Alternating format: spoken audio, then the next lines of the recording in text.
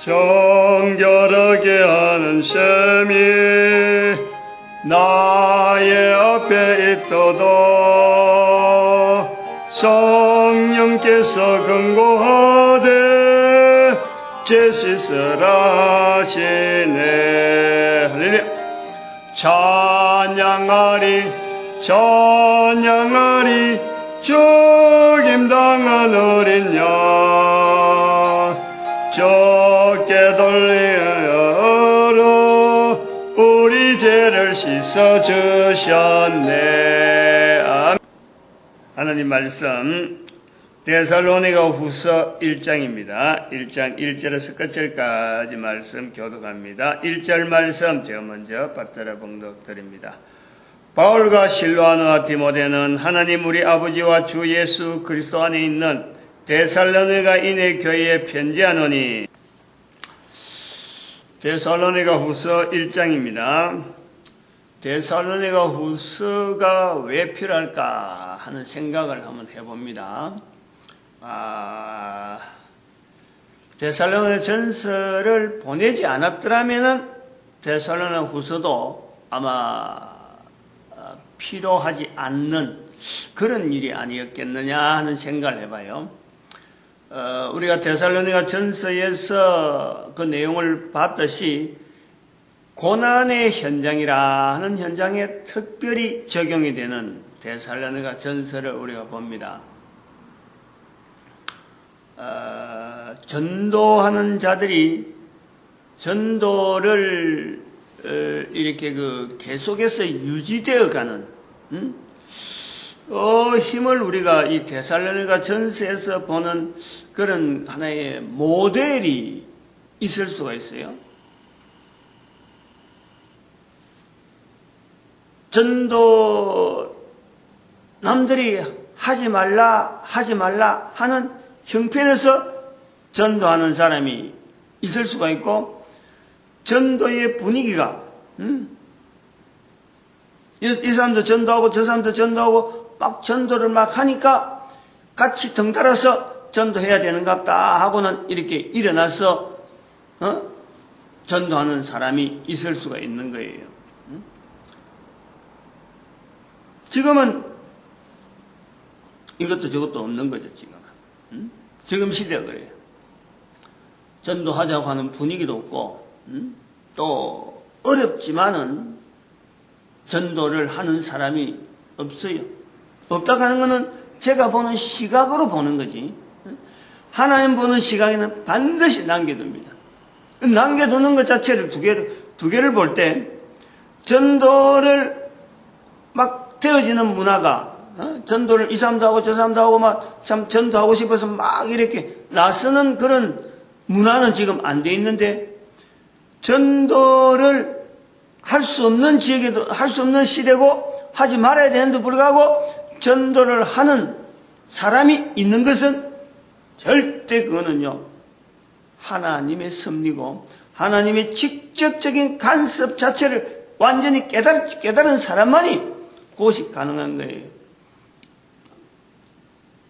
그럼 어쩔 수 없어. 그런 내용의 고난의 현장을 분명히 알고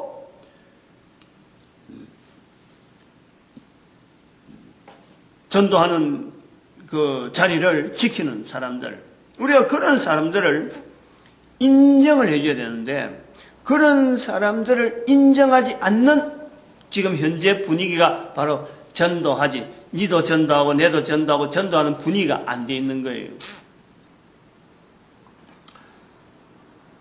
이제 그런 내용으로서 이 데살로니가 전서라고 하는 이 내용에서 우리가 볼 때 사도 바울이 전도하는 현장이 우리는 지금 2000년이라는 갭을 두고 세월이 벌써 지나버렸단 말이에요. 사도 바울이 다녔다, 매를 맞았다, 풍랑을 받았다, 이런 것은 글로 읽는 거예요. 너무나 단순하게 그걸 읽는다는 거지. 문장으로 읽는데, 문장으로 보고 문장으로 자꾸 이걸 문장적인 부분에서 그만 아하 반복 사도 바울이 이랬다한다, 1차 갔다단다, 2차 갔다한다, 3차 갔다한다, 로마까지 포로로 갔다단다, 제수로 갖다 줘. 요런 정도만 가지고 있는 거예요. 이렇게 말을 하는 거란 말이에요. 실제로 사도 바울이 삶의 자체에서 성경이 남겨지는 그 과정에서 전도하는 삶을 보낸 그 삶은 내하고는 전혀 없는 거예요. 이것 자체를 같은 생활을 하면서 사도 바울이 남긴 언어 속으로 들어가 보면은 생각하고 말하고 표현하는 내용이 전혀 다르게 나와요. 완전히 틀리죠, 완전히.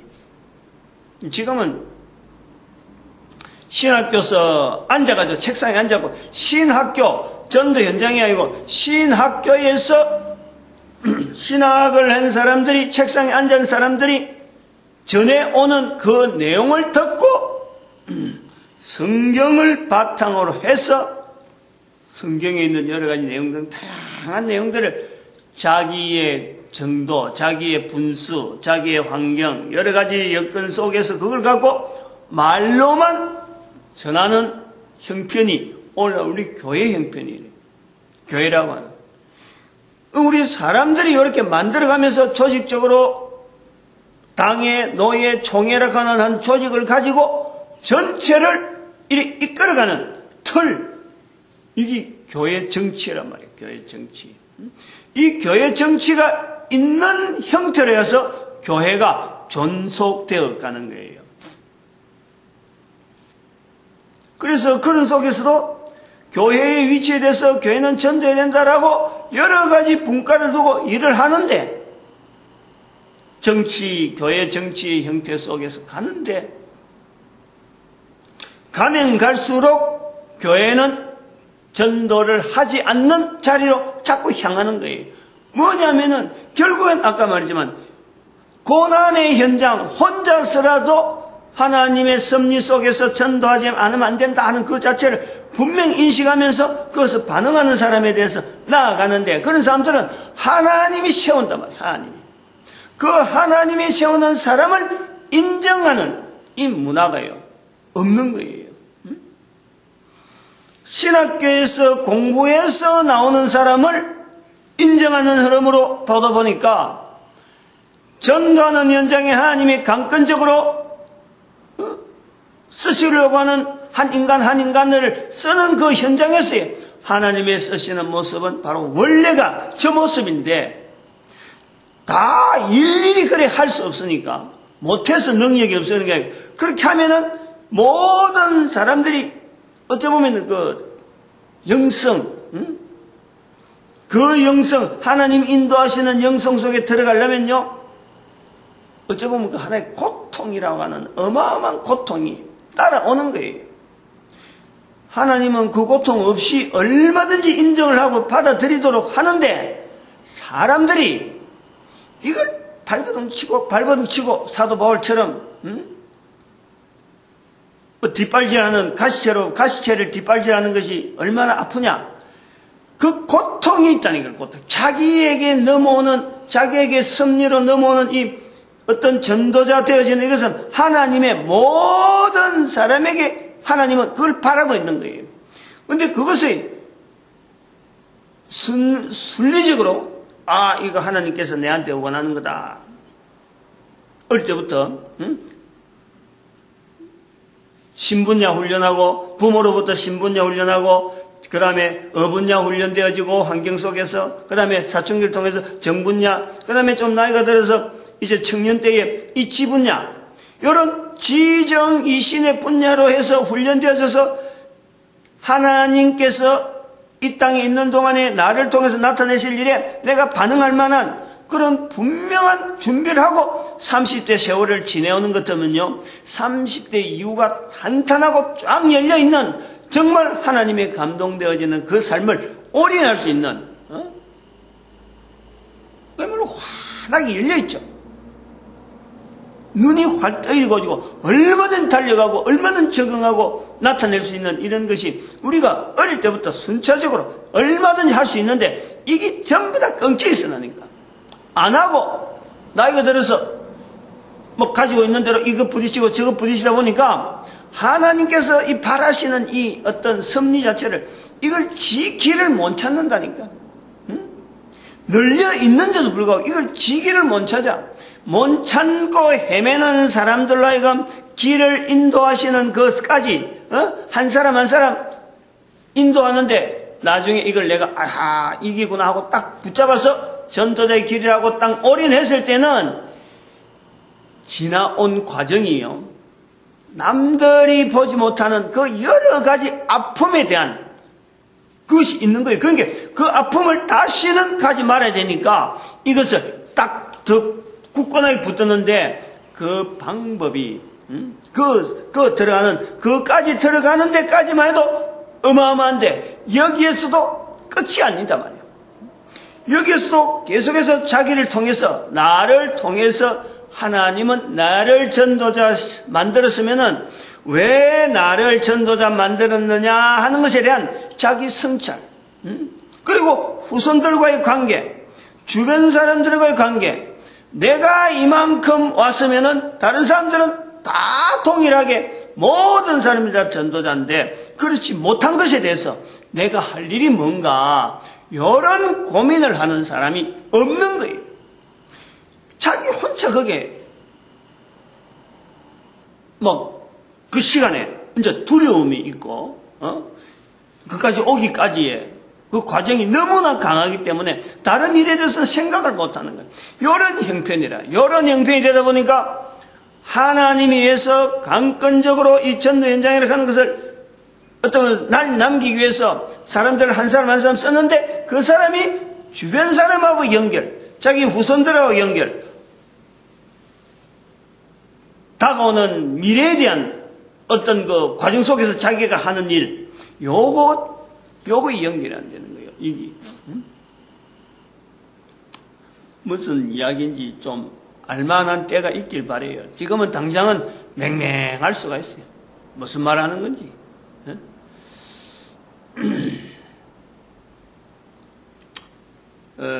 이 데살로니가 전서 5장이죠, 5장 14절인가 그랬는데, 그거 보면 그 말씀을 내가 데살로니가 전서에서 나오는 말씀으로서, 근면하라, 약한 자들, 규모 없는 자들을 근개하라. 요 말씀. 규모 없는 자들을 근개하고, 마음이 약한 자들 아니하고, 힘이 없는 자들 붙들어주며, 모든 사람에 대해 오래 참으라. 요 내용이요. 전도자의 시각으로 보는 전도자를 양육시키고 훈련시키는 자가 가져야 될 마음인 거예요. 이 마음이. 그래서 제가 전도사님 이제 전도 사역에서 하나님께서 인도하는 강건적인 부분에 들어가기 위해서 지금 전사님께서 별도로 기약도 정하지 않고 수양, 나름대로 이거 하나의 수양이라 생각하고 그렇게 할 만한 장소가 없으니까 기도원으로 가는 거예요. 기도원 자체를 내가 굉장히 안 좋은 쪽으로 보니까 기도원이 잘못된 건 아닌데 기도원 문화가 기도원에 가면은 자기의 어떤 부족한 어떤 것을 좀 한껏 복돋아가지고 그거 가면 기도원 가면 힘을 얻는다. 기도원 가면 뭔가 신의 은사가 있고 능력 얻는다. 이런 데다 맞춰가 버리니까 이게 털이 나와버려요. 하나님께서 일상 중에서 주는 생활 속에서 주는 이 어마어마한 능력을 기도원이 막아버린다. 기도원이 가야 된다 하는 이 구조가 딱 생기니까 내가 그걸 실해서 생활 속에서 얼마든지 하나님과 동행하며 하나님의 섭리를 느끼는데 그거 안 되는데 기도원까지 가서 고개 숙이고 갔다 와서 들어와서는 또 안 맞고 이질적이고 이런 것이 반복되면 안 된다. 그래서 제가 기도원 자체를 좋아했습니다. 좋았는데 이번에 전도사님 같은 경우는 나이가 제가 나이도 이제 많고 인계를 해야 되는데 이 부부간에 하나님께 쓰시고자 한 이것이 이렇게 애매하게 마치 부부니까 부인이니까 전사님이 내를 따라오는 종속적인 이런 관계로 사역이 계속돼 갖고는 처가 가진 우리 전도사님이 가진 그 능력, 하나님이 쓰시고자 하는 그 능력에 충분하게 쓰임받지 못하겠다. 독립적으로 밀고 나가고 앞으로 나가버려야 나는 내 나름대로 준비되어진 이 어떤 틀을 가지고 그것을 보충을 하든지 또 나름대로 다른 사역을 하든지 해야 되겠는데 내 뒤로 따라오는 종속된 형태로 오니까 뭐 책임이 없는 거예요. 아니하면 뭐 자기가 혼자서 박차고 나갈 만한 능력 자체가 있음에도 불구하고 그것 자체에 대해서 안 하는 거예요. 집안 살림, 애들 출산하니까 그 왔다 갔다 하고 맨날 스마트폰 가고 아들 동영상 보고 여자니까 당연하지. 여자니까 당연히 그래 하는 거죠. 그러나 바로 그건 거예요. 제가 보는 것은 전도자로서의 다음 사람들, 다음 후손 사람들 이걸 반드시 연결해야 될 게 바로 우리인데 이것 자체에 연결하지 않고 내 혼자서 전도한다고 해서 나로서 끝내버리면 하나님께서 보실 적에 모든 사람들이 다 전도자 되어야 되고 모든 사람들이 다 구원이 되어야 되고 모든 사람들이 다 진리를 아는데 이러기를 바라야 되는데 이 모든 사람이 되어진데 또 하나님은 또 한 사람 한 사람 어려운 고통 속에서 또 다시 세우는 그 일을 사람마다 끊어지는 일을 그 원리를 알게 된 내가 제가 말이죠. 어떻게 그렇게 되는 걸 가만히 보고 있을 수가 있어요. 그래서 두 사람이 이번에 좀 마음을 단단히 먹고 맨날 며칠이 걸릴지 모르지만은 독립적으로 할 일을 어떤 형태로 나올지 모르지만 독립적으로 할 일을 딱 잡고 나오면은 그때 우리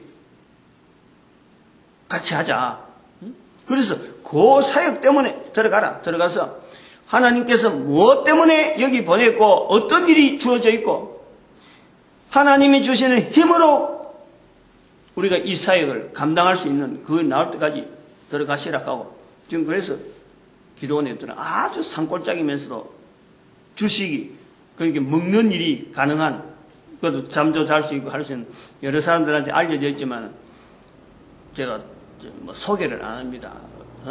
괜히 광고 형태가 되니까 소개를 안 해요.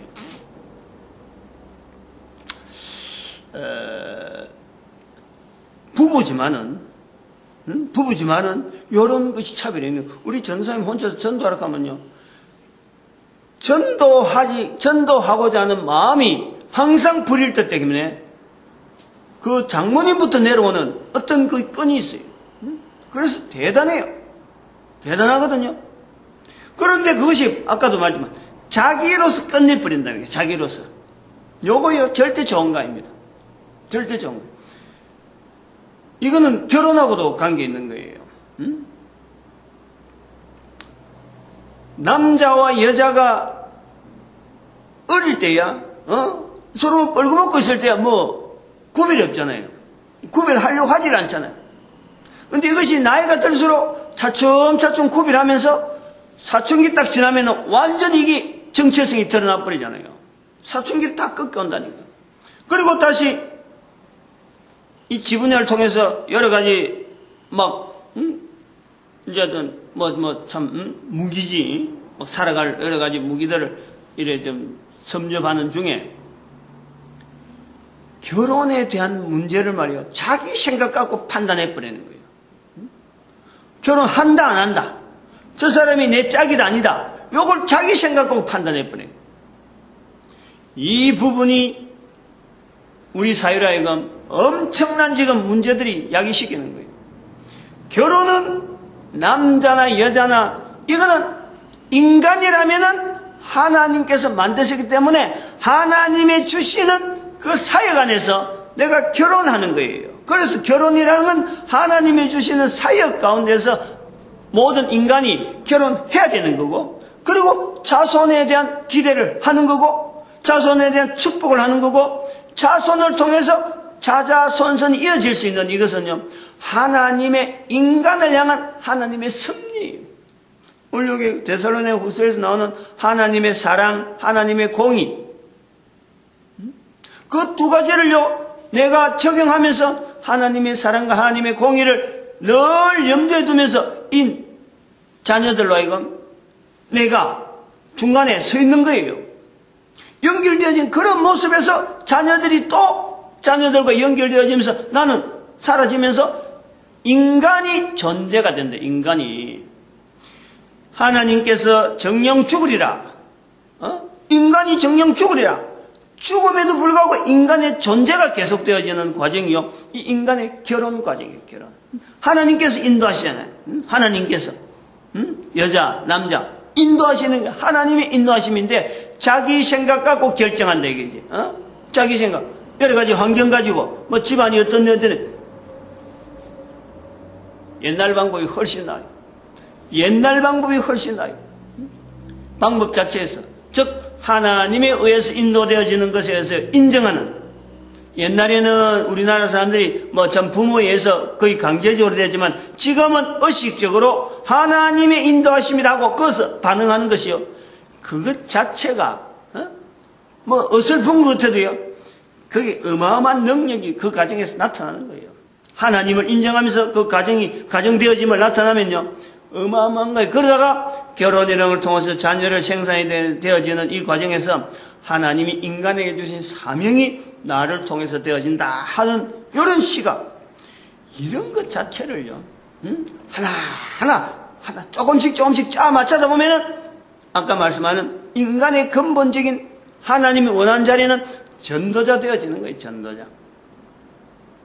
전도자를 통해서 언어가, 생각이, 환경이 주어지는 환경 전체를 해석하면서 전도자의 삶에서 인간이라고 하는 코로 숨을 쉬는 짧은 인생 중에 피조물 되어지는 이 한계를 분명히 인식하면서 환경마다 만나는 사람마다의 자기 관계를, 자기 위치를 조율해가는 상당히 베테랑적인 그러면서 자기 정체성을 분명히 하는 이런 삶이 말이에요. 그렇게 되어질 때에 국가기관을 국가 조직 통해서 볼 적에 지금 국가에서요 쓰고 있는 이 예산이라든지 여러 가지 보면 가면 갈수록 경찰력, 검찰, 관공서에 감사 이게 굉장히 돈이 많이 나가는 거예요.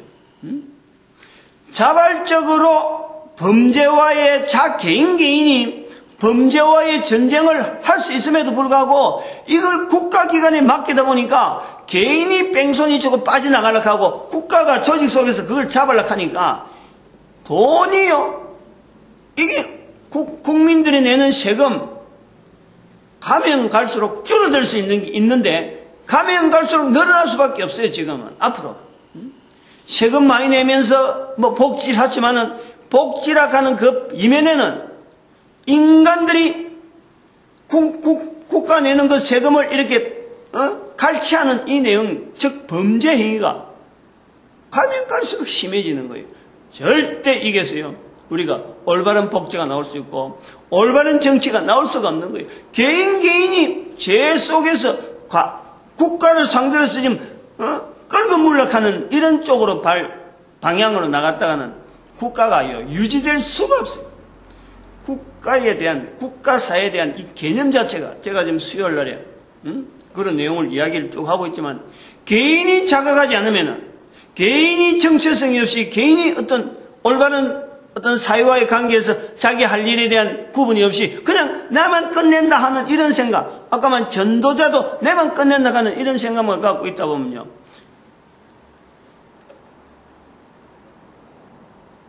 정말 그 사회가, 어디서 좀 먹고 어디가 사회가 부패되어지고 어디서 이렇게 힘없는 사회가 되어지는가?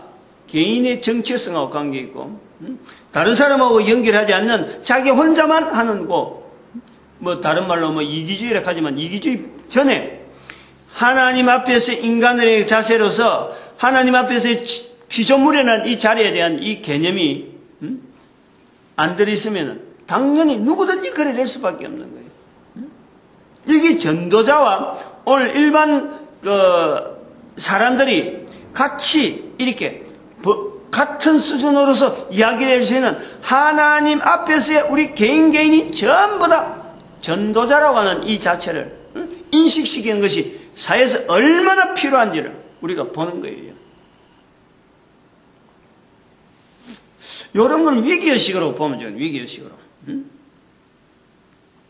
그래서 이렇게 이런 내용을 관점으로 가지고 이 데살로니가후서 1장에서 말하는 데살로니가전서와 관계되어지면서 데살로니가후서가 왜 찍어졌을까 하는 것을 데살로니가전서를 아까 5장에 있는 말씀을 이제 연결하면서 지금 데살로니가후서의 내용을 갖고 이제 연결할 때 왜 데살로니가후서라는 이 표현이 편지가 있어야만 됐을까 하는 걸 볼 때에 역시 데살로니가 전서를 기록하고 이젠 좀 부족한 부분이 뭔가 모르게 기록해야 되겠다는 어떤 필요성에 의해서 연결됐던 데살로니가 전서를 안 썼으면은 언급이 안 됐을 그런 내용이 데살로니가 후서라 이금 기록되어졌다. 그럼 그 내용이 뭐냐? 그 데살로니가 후서와 전서와의 관계에서 데살로니가 후서가 있어야 될 내용이 주의 강림이라는 거예요. 강림. 주의 강림하실 때에 나타나는 현상. 데살로니가 전서에는 주의 강림하실 때에 하는 이 강림이 각장의 마지막 부분에 나타났다는 것을 내가 말씀을 드렸어요. 데살로니가 후서에는 그 강림하실 때에라고 하는 그때, 즉 어떻게 보면 마지막 때죠. 마지막 때. 데살로니가라는 교회 자체가 왜 이 강림에 대해서 이렇게 요구되어지고 후서까지 기록되어질 수 있어야 될 정도로 집착이 되어졌을까? 다른 성경하고 좀 다르게. 안 그러면 그 시대 자체가 사도 바울이 다니던 그 시대에서 이 강림에 대해서 특별히 사도 바울이 강림을 많이 강조한 그런 내용이 아마 데살로니가 지나가면서 데살로니가에서 많이 강조한 건가? 강조해가지고 그에 대한 반응이 사람들이 강림하실 때가 가까우니까 우리가 이렇게 살아면 안 된다 하고 아마 참 전도하는 이런 교회 모습으로 나타난 것이 사도 바울에게 전해져서 이제는 참 너희들 소문이 아가야 모든 지역에 다 알려졌다 할 정도로 참 흡족해 했는데 그럼에도 불구하고 이 강림에 대한 이 소식에 대해서 뭔가 좀 부족하다 하는 느낌을 가진 거예요. 그런데 이제 2000년이 지나온 지금 보니까 데살로니가 교회도 없고 거기에 어떤 영향도 없잖아요 지금. 오히려 데살로니가 교회는 그쪽 이제 비잔틴 제국이 들어서면서 사도 바울이 전도했던 그 전체 지역이 나중에 그 비잔틴 제국이 이쪽으로 넘어왔을 적에 동로마 제국이 됐을 적에 거기에 오히려 번창한 하나의 행정 도시로 다 바뀌는 거예요. 그러니까 교회 모습에서는 전부 다 어쩌면 자치가 끊겨버린 그런 형태로 지금 우리한테 알려져 있는데 2000년이 지난 지금에 이 데살로니가후서에서 보는 환란이라고 좀 주에 오실 때 실제로 보니까 하나님의 주 예수께서 저의 능력의 천사들과 함께 하늘로부터 불꽃 중에 나타나실 때에 이 강림하실 때 아니에요. 강림하실 때 불꽃 중에 나타나실 때에 하나님께서 이제는 예수님을 통해서 나타나시는 그 사역 자체가 8절 9절에 나오는 멸망의 형벌을 이야기하고 있어요. 멸망의 형벌을. 이 내용을 지금 이야기하려는 거예요. 지금 좀 엉뚱한 데 간 것처럼 지금 들리는데 2000년 동안에 멸망의 형벌이라고 하는 이 내용을 이야기할 때에 해석되어지는 내용 지금까지는 그래 왔다는 거예요. 이걸 바꾸려고 하는 거죠 지금. 멸망의 형벌, 하나님의 공의가 나타납니다. 5절에 하나님의 공의, 심판, 멸망의 때에 멸망의 심판. 5절에는 하나님의 공의로운 심판의 표요, 너희로 하여금 하나님 나라에 합방함 자고, 그 다음에는 하나님 앞에서 예수님에 대해서 하나님을 모르는 자들과 우리 주 예수의 복음을 복종치 않는 자들에게 형벌을 주시리니 형벌의 멸망, 형벌의 멸망이라. 요거를요, 우리가 좀 분명하게 해석을 해서 넘기려고 하는 거예요. 2000년까지, 지금까지 2000년 동안에 일반적으로 멸망의 형벌이라 그러면은 현장에 지금 현재 존속되어 있는 이 환경 속에서 하나님의 공의라는 것은 예수 그리스도를 받아들이는 자에게는 그 삶이 참 어찌 보면 평탄하게 되어지고 좀 좋은 환경으로 누구든지 그러한 환경을 만날 수 있다. 완전히 바뀌어지는, 삶이 바뀌어지는 것을 적용하면서 지금의 고통의 현장에서 고통 아닌 어떤 행복의 현장으로 이걸 받아들이는 것이 공의로운 하나님의 예수 그리스도를 받아들이는 자에게 나타나는 어떤 섭리다. 그리고 그렇지 않는 자들에게는 지금 앞으로 생활 자체가 바꿔지고 환난을 당하고 그걸 느낀다. 예수 믿는 자를 핍박하는 자에게는 반드시 핍박에 따른 핍박받는 엉뚱한 일이 생긴다 하는 것이요, 지금 현재적인 내용으로 인식을 하고 있다는 거예요. 하나님의 공의에 대해서 하나님은 사랑이시지만은 또 하나님은 또 하는 공의 하나님으로서 반드시 저들에게 보응하시는 하나님이다. 요것을 구분할 때에 하나님의 사랑을 받는 자, 하나님의 공의에서 심판받는 자, 요 두 가지를 구분할 때 거기에 예수 그리스도를 믿는 자, 예수 그리스도 받아들이는 자, 예수 그리스도 받아들이는 국가, 민족, 요거를 가지고 교회에서 판단을 한다는 거예요. 판단을. 목사들이 설교에서 예수 그리스도라고 하는 이름을 먼저 선포한다는 것 때문에 현재적으로 교회가 판단을 한다는 거예요. 저는 이 판단을 하지 말아야 된다라는 거예요. 하나님의 공의가 적용되고 적용되지 않는 것을 인간이 감히 적용시키면 안 된다. 저 사람은 사람한테 예수 믿는 사람을 저렇게 핍박했으니까 반드시 그에 합당한 심판이 있을 것이다. 판단하면 안 된다는 거예요. 판단하면. 지금 요 데살로니가 후서에서 나오는 표현을 보면 2000년 동안에 그렇게 판단해서 적용해 왔어요. 그래서 이것을 바꾼다는 것이 쉬운 일은 아닌데, 왜냐하면 젖어 있기 때문에, 늘 들어왔기 때문에. 그러나 이거 바꿔야 돼요. 하나님의 공의는 우리 인간이 하나님의 공의라는 이름을 가지고 사람이 되어지는 형편, 국가가 되어지는 형편, 이 형편들을 심판하면 안 되는 거예요. 우리가 쓰면 안 되는 거예요. 어쨌든 인간이 적용하면 안 되는 거예요. 하나님의 섭리, 하나님의 사랑, 하나님의 공의, 이런 여러 가지 어떤 하나님의 이름으로 일컬어서 우리가 이런 사역이다 하고 드러나는 부분에서 사람이 그거다가 빗대가지고 그거다가 판결적으로 결정적인 그런 표현을 해서는 안 되는 거예요. 예를 들면 그래. 대한민국에 일본과의 대한민국 사이에서 강목절이 주어졌을 적에 일본의 심판이라는 구조를 가지고 하나님은 쓰셨다 하고 늘 바라보고 있는 거예요. 모든 사람들이 우리 한국 사람들이 특별히 개신교 목사님들이 얼마나 많이 투옥됐나. 그래서 일본의 멸망에 대해서 늘 예언하기를 일본은 천황 우상을 섬기는 나라이기 때문에 멸망한다 하는 것을 늘 가지고 있는 거예요. 그 속에서 해방을 맞이했으니까 계속해서 그 개념이 남아있는 거예요.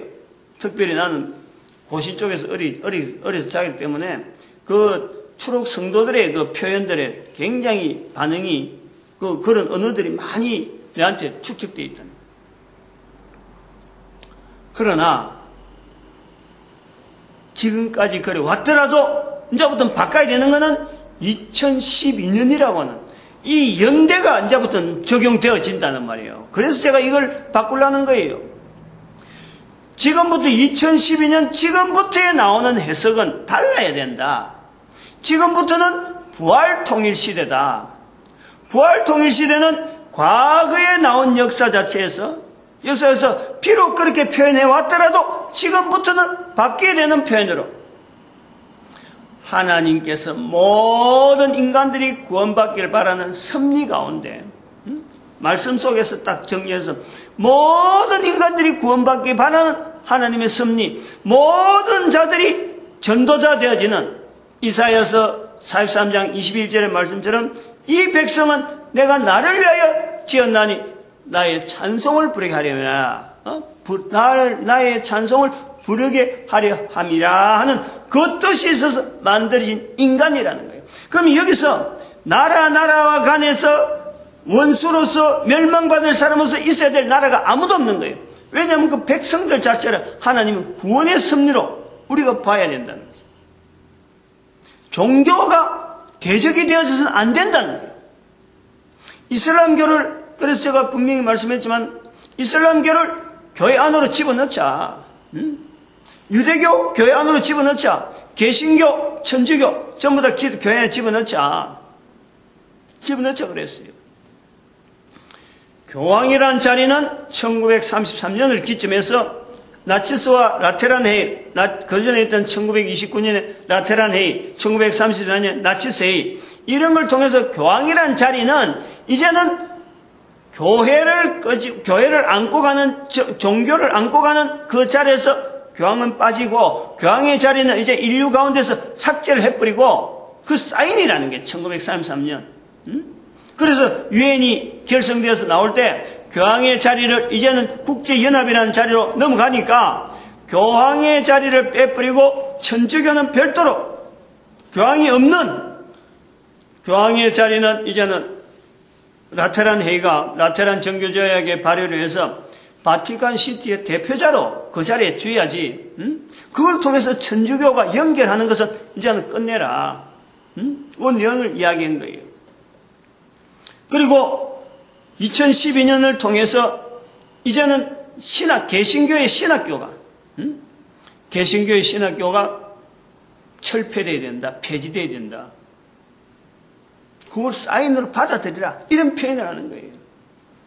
그리고 611년의 사건, 마호메트의 사건을 유대교가 밑으로 깔아지면서 유대교를 대신하는 하나의 자리로서 인정을 해라. 그래서 유대교, 이슬람교, 개신교, 천주교 요 네 개를 하나의 교회라는 것을 통해서 BC 586년의 사건 자체 모두가 들어가는 것이 바람직하다.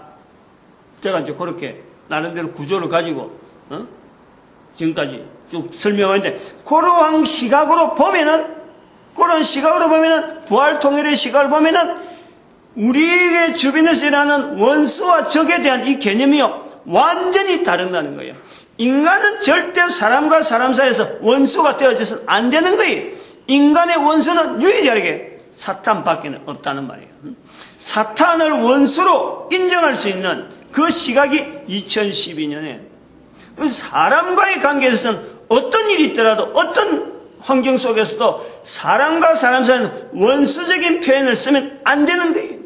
그래서 여기 멸망의 형벌, 요거는요 하나님의 공의가 나타난 이거는 인간 세상에서의 바라볼 수 없는 어떤 분명한 단절, 그 환경에 있었을 때에 바라보면서 저것이 바로 멸망의 형벌이다 할 수 있는 그 시각, 즉 예수님이 천사들 중에서 다시 나타났을 적에 하늘로부터 불꽃 중에 나타나실 때에 우리가 이걸 알아내는 하나님의 공의지, 우리가 함부로 하나님의 공의가 있으니까 너는 어떻고 저 나라는 어떻고 그 국가는 어떻다, 하나님의 사랑을 입은 자는 이렇고 공의 입은 자는 이렇다, 우리가 눈으로 보는 것을 통해서 내가 결정적인 심판의 말을 인간이 해서는 안 된다.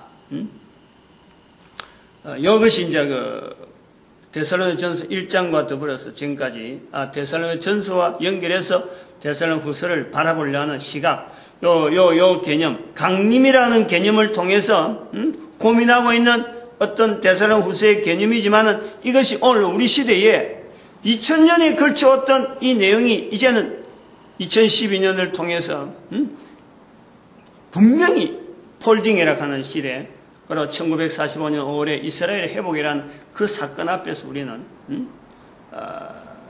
정리를 해보는 거예요. 정리를. 오늘 우리 또 참 이 정도 끝내고, 하나님께서 우리 개인을 전도자로 부르신 하나님의 놀라운 섭리에 감사하고, 또 우리 교회가 전도하는 일에 어떻게 하든지 하나 되는 이 일을 어떻게 하든지 만들어내야 돼요. 그리고 우리 민족이 하나님 앞에 온 인류에서 쓰임받는 민족 되어지기를 축복하는 시간 주의 삼창합니다. 주여!